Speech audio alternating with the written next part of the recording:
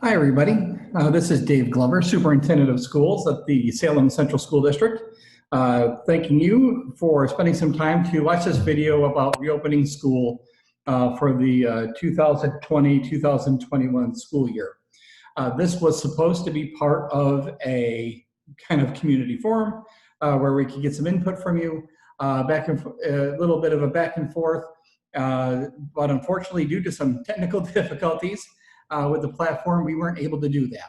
So though we had to cancel the event for this week, we wanted you to have some information, so we made this video instead. And we'll talk a little bit more about how more communication will be coming. So today I'll just get the video, we'll have some overview of the information. You'll be able to watch it at your leisure. We'll have some other additional information posted for you to be able to review. And then in the coming, probably in next week, we'll have some specific opportunities for folks to come into a web conference and talk about some of the changes coming up for next year. I just want to highlight that this is subject to change. All of this is subject to change as we've known through last year. But the plan that we're talking about now is going to change multiple times between now and the opening of school and probably during the school year as well. So just fair warning, and let us start talking about next year a little bit. So next year, for the agenda for talking about next year, and that's really the purpose of the meeting today. Those couple other items in there was if this was really a community forum where everyone was live. Since we're not, we can skip that. But for the district level, we'll talk about safety and transportation, meals, and a couple what ifs. Elementary, we'll talk about instruction, student movement, and classroom safety. Some of the information from the secondary will be on the academic schedule and some of its impact. And then what some next steps can be after this presentation. So purpose of the meeting, update everybody on the latest information from the state and how it applies here to school, update everyone on the progress of the planning for reopening, and we'll get some feedback, and there's a couple ways we can still do that, and then provide some of the next steps into the planning. Meeting protocols we can skip through. I just want to bring your attention here to the last item on the emails, ideas, and questions. We have created a specific email address for questions related to COVID and school opening at covidinfo@salemcsd.org. Feel free to send questions, concerns, ideas to that email. Administration will receive that. We will answer questions. We will include it into our frequently asked questions document, and also get back to you to there. So dedicated email for just on COVID issues. And we've also, for some interaction online, we've started a blog spot about Salem Reopen, and I'll show folks how to use that in a minute. So let's talk about some district things. First, we did a survey here toward the end of the last school year, and I just wanted to share some results. Really had about 5 basic questions associated with it. First was, what's your biggest concern about school opening in September? As you can see, it's all really safety related. About general COVID, the spread of COVID, about general safety and health of our kids, and folks making sure folks are wearing masks. We certainly hear that message loud and clear here, and we agree that safety is going to be priority one. And you'll see and hear some of that and see some of that in some of the planning that we are talking about here in this video. What can the district do to make you feel more comfortable? Great to see that many people do feel comfortable with us already, and we appreciate that. We'll continue to work hard to earn that comfort. We'll work to keep you informed. We do have a plan in place. Cleaning and sanitizing, we'll talk a little bit here. There's plans being made for that as well, and masks also. So a lot of health and safety and concern. It's obviously going to be priority one, and we are certainly making that the top of our priority list. So for the remote learning, our plan is including remote learning. I do see that many folks do not want to have it, and we can understand that. We are looking at doing remote learning, and it's going to look similar, but in a couple different ways. Like what type of work are we sending out to do remotely? Can we make the remote learning more video oriented? And it's kind of shored up a little bit.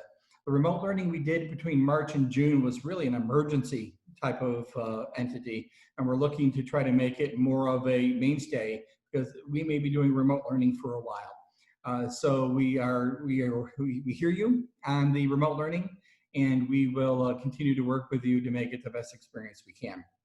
For the better internet pieces, part of that unfortunately is just kind of indicative of where we are.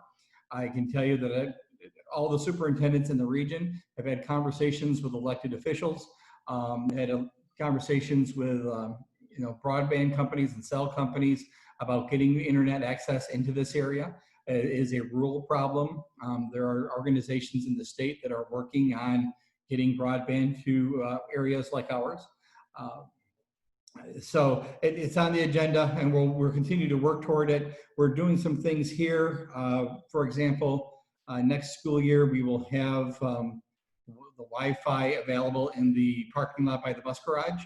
So students who need access to internet or families who need access to internet, whether it's to download their new set of work or to upload some work, will be available to them. So that's one of the things we're looking to work with for next year. And the rest of the items there, talking about better structure for classes and expectations. We hear you, we agree, we've learned a lot over the past 4 months, and we're looking to put those improvements into place for the next school year. The chart below describe basically asks you to describe your internet access. As this was an online survey, we would expect that most folks here, it's almost 90% of everybody has some solid level of internet access, whether it's broadband or through HughesNet or something similar. Devices is a concern. We know this as well. This is the device. How are you doing for devices? And it's about 40% of our, the folks who took this survey said that devices could be a challenge. We are looking into situations and how we can help better at the start of the school year with devices for families who would need them at home. Part of that conversation is just making more devices available. Part of that is allowing students to bring their own devices in if they have them, to use them here at school. So we're working on some plans to be able to help with the device situation, because we know that can be as much of a challenge as the internet, not having the internet itself. So moving away from the survey, let's talk about safety a little bit, just very generally. Terms that I'm sure you're familiar with now: social distancing. In most settings, we are 6 feet apart, and more in others. For example, any of our music ensembles, chorus, and band, there's a requirement to be 12 feet away from each other when we're singing or playing an instrument. We are making plans to ensure that we can maintain those social distancing for all of our students, faculty, and staff here at the school. The personal protective equipment, students will need to wear masks. We'll ask students to bring their own masks. We'll have some here to help if we need to, if someone forgets mask, for example, Also recommend that the earlier our younger students can start practicing wearing a mask, the easier it will be for the transition. But protective equipment's more than just masks. We have gloves that we'll be using for faculty and staff, even gowns for some faculty and staff as well. So we're working on the full kind of gamut of protective gear for folks. Face shields is part of that. Just so you know, a face shield is considered a goggle. It is not considered a mask. And in the new guidance, masks are required, so face shields are not replacements for masks. So if a student or a faculty member or a staff member wants to wear a face shield, they may, but a mask is still going to be required. A big focus, particularly for our students at all levels, is hand and respiratory hygiene. Hand hygiene, we all know and love. It's hand washing, and hand sanitizer can be a good substitute.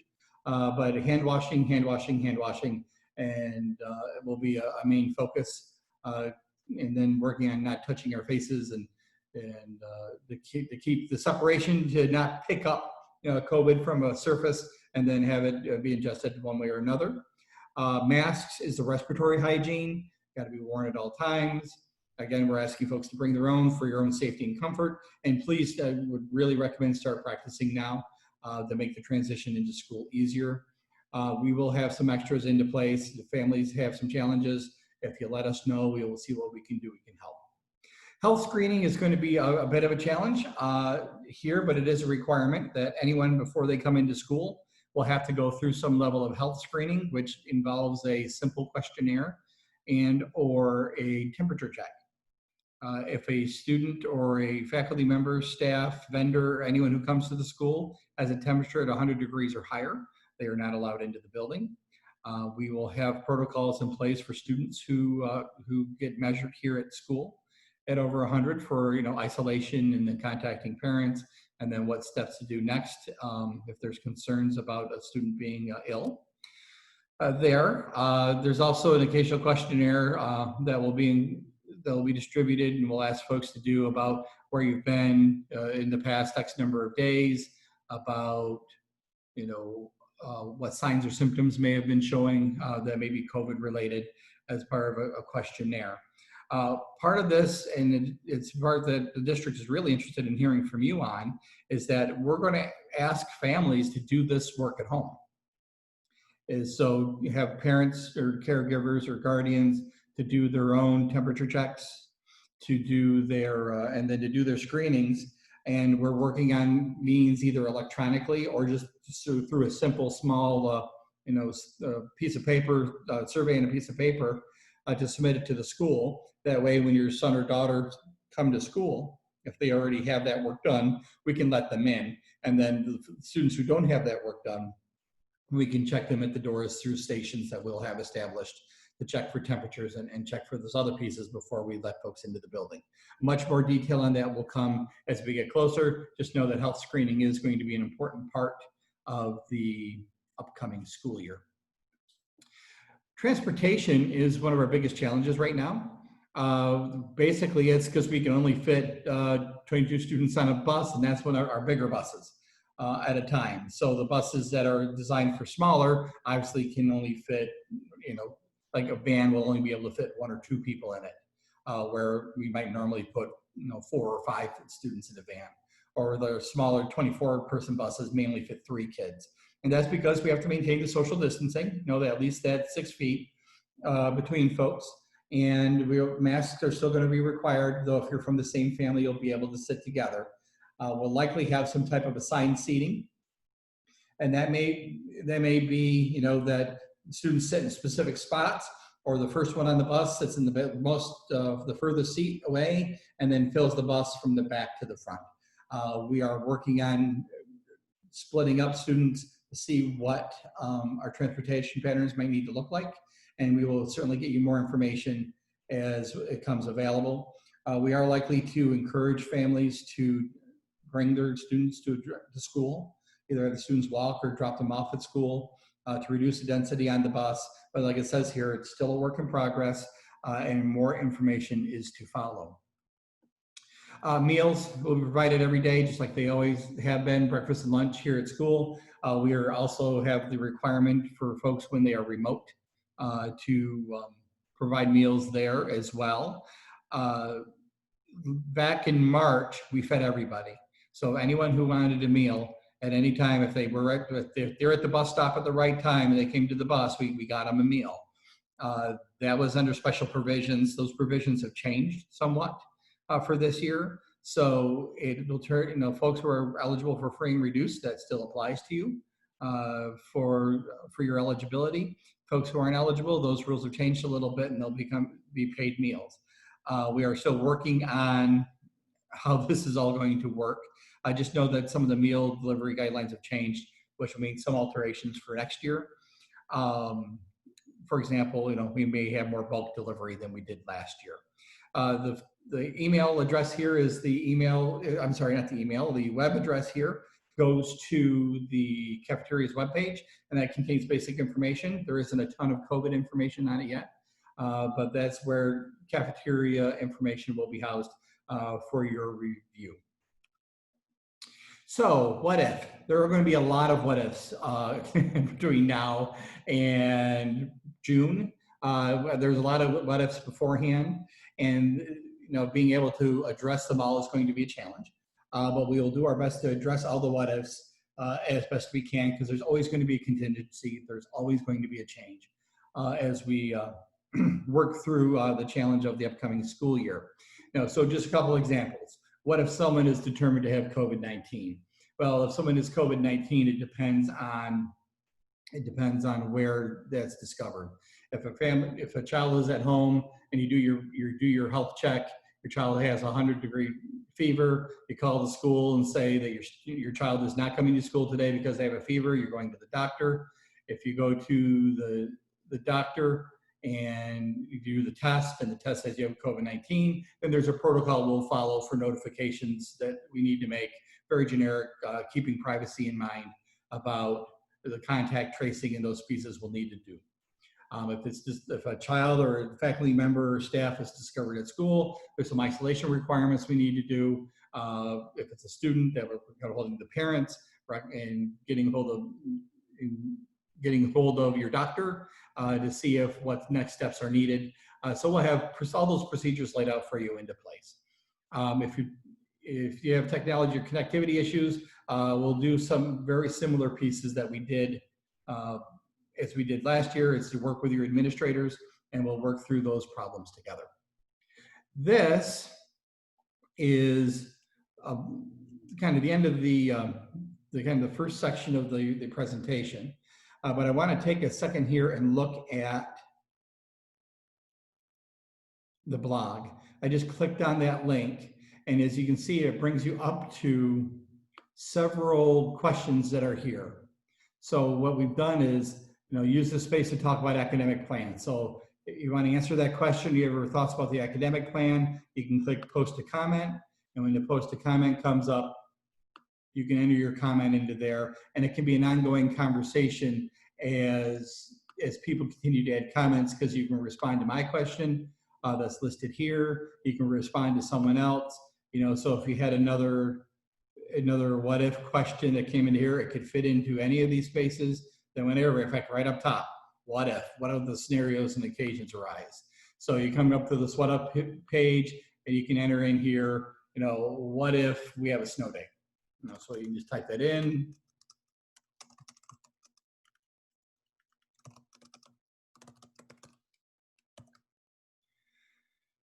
Click on the publish button, and it will pop up to be part of the blog.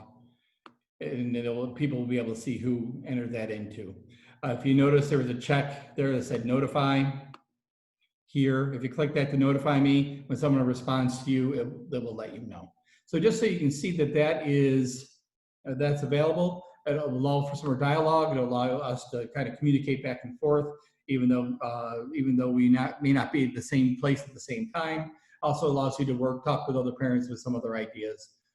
The only thing we do ask and remind folks is that, similar to our Facebook pages, we ask that you make sure you review over those community expectations on anything that we may do online while we are there.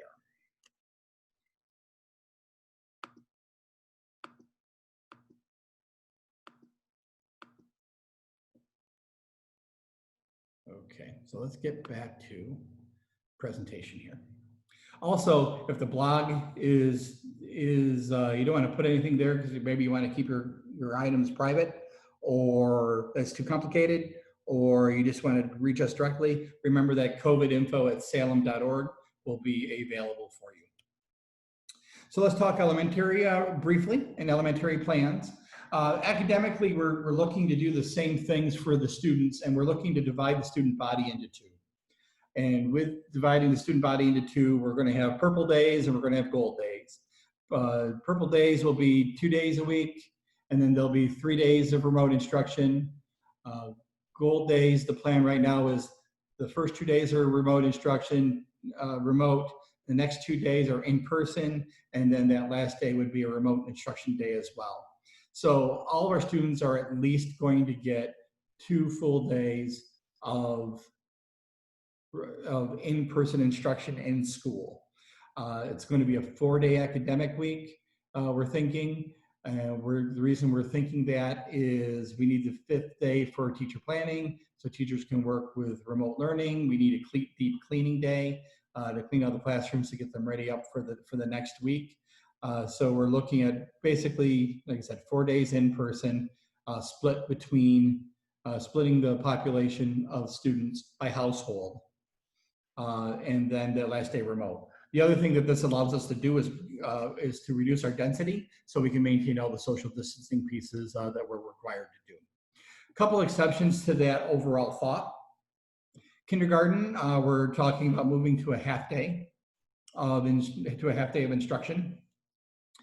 We will get details to our kindergarten parents for what that will look like. That way, all of our kindergarten students, all of our pre-K students will be here a half day, 4 days a week. For all the elementary, big focus on the ELA and math. For our special education students, especially in the self-contained classrooms, we'll be here 4 days a week. So they'll be here every week. And there may be some other special education students that are here as well. The special education department's working with principals at this time to determine what might work best.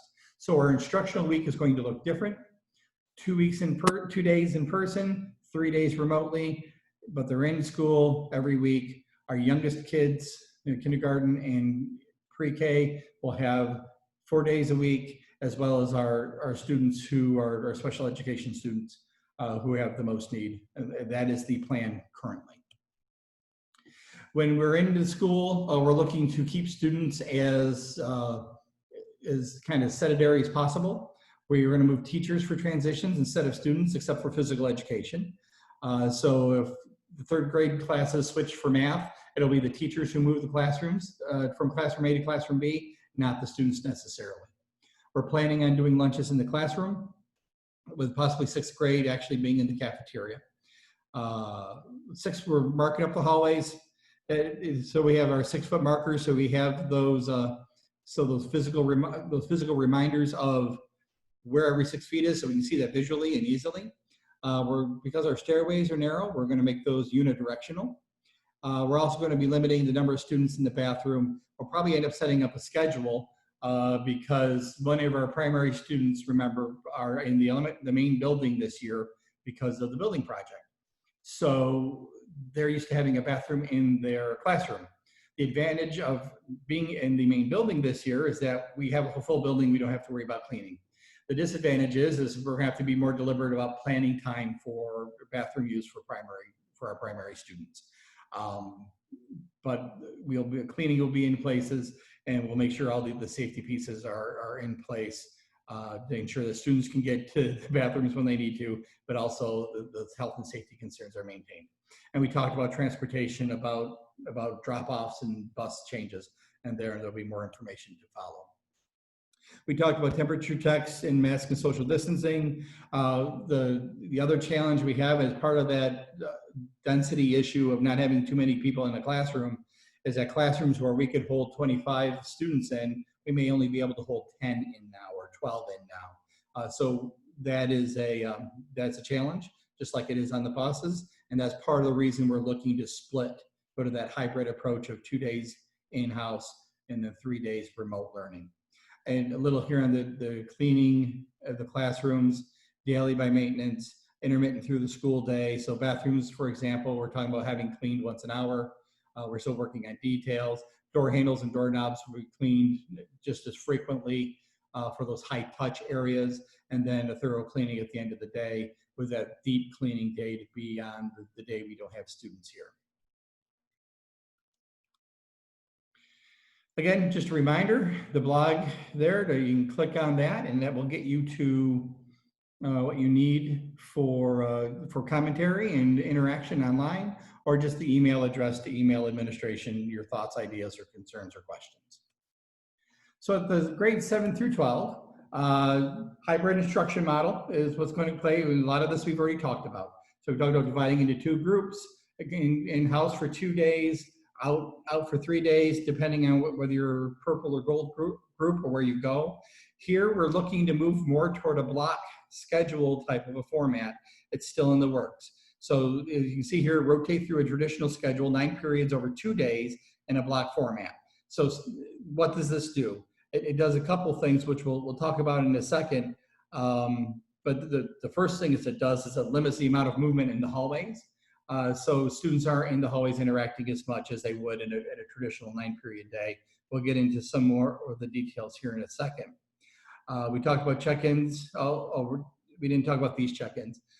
This is, again, different than last year. Remote learning was kind of the way of life from March to June, and there were challenges and hardships, and we did a lot of work in helping kids catch up. Remote learning this year is the expected mode of instruction 3 days a week. So there'll be more of an emphasis on students checking in every day to their classes. There isn't a day where they, where we shouldn't be participating. Working remotely is considered part of their school day, and they need to be able to log in or to be able to participate. And for those students with connectivity issues and device issues, we're working on how do we handle that, because the state's requiring us to have regular attendance for all of our students, and we will have more details on that as we approach closer to school. Again, here as well, our self-contained classrooms for special education will be here 4 days a week, similar to the elementary.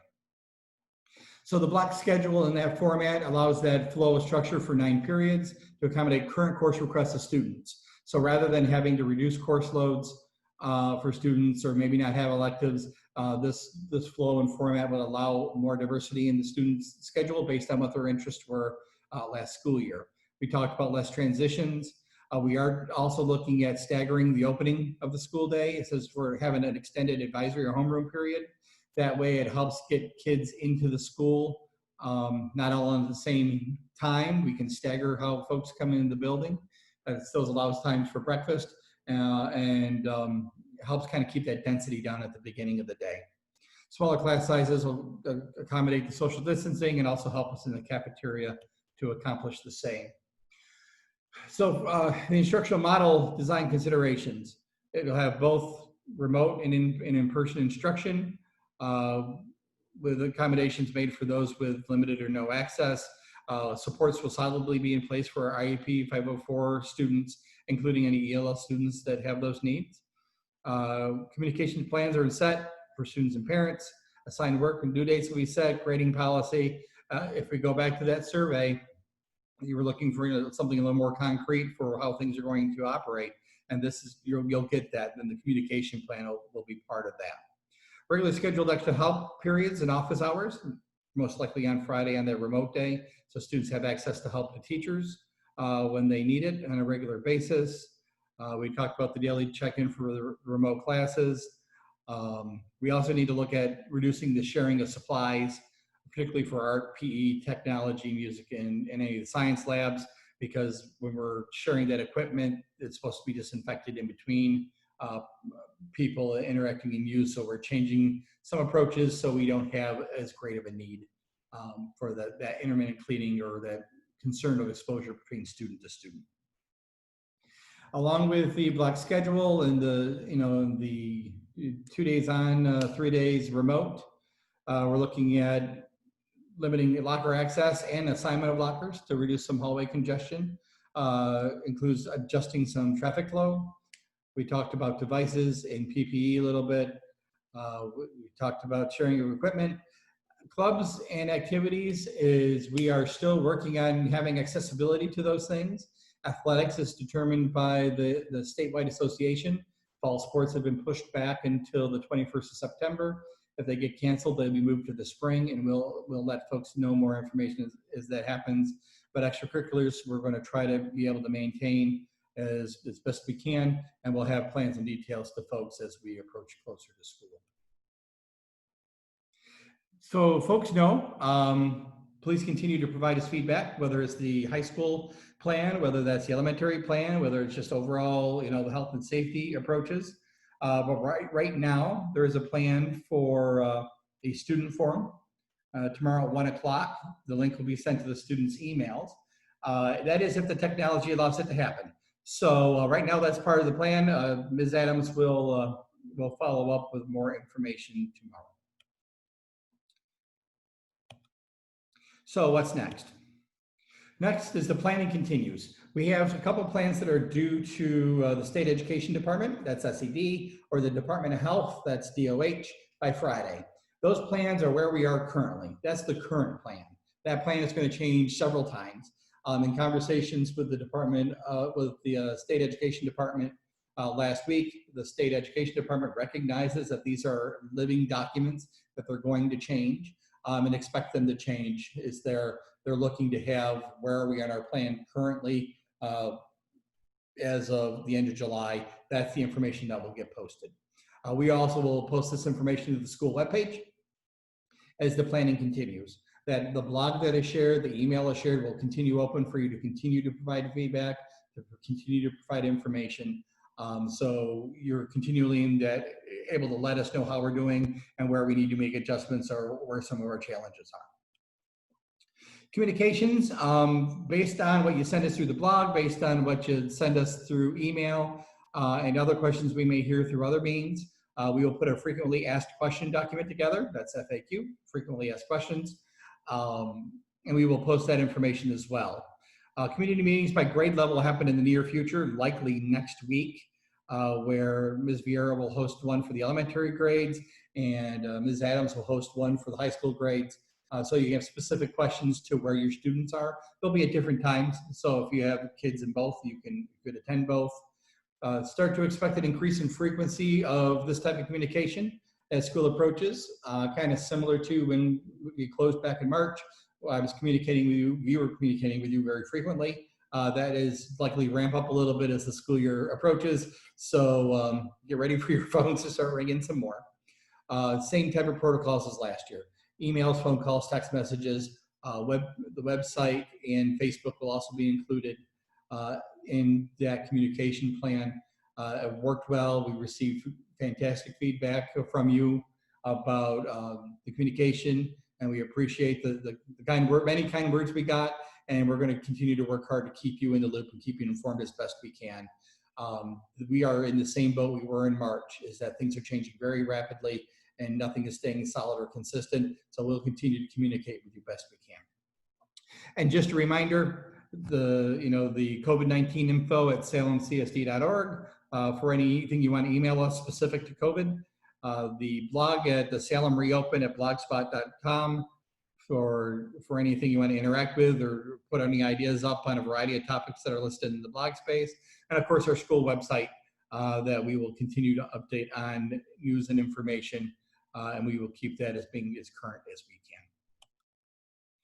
So with that, thank you very much for your time. Again, my apologies for the technical difficulties there, but as we're all used to now, is that we all have to kind of adapt, change, and overcome when it comes to technology challenges in this time of COVID-19. Please do not hesitate to contact us with any questions. Thank you so much for your continued support of the school district, and we'll be talking with you soon. Thank you, and have a great day.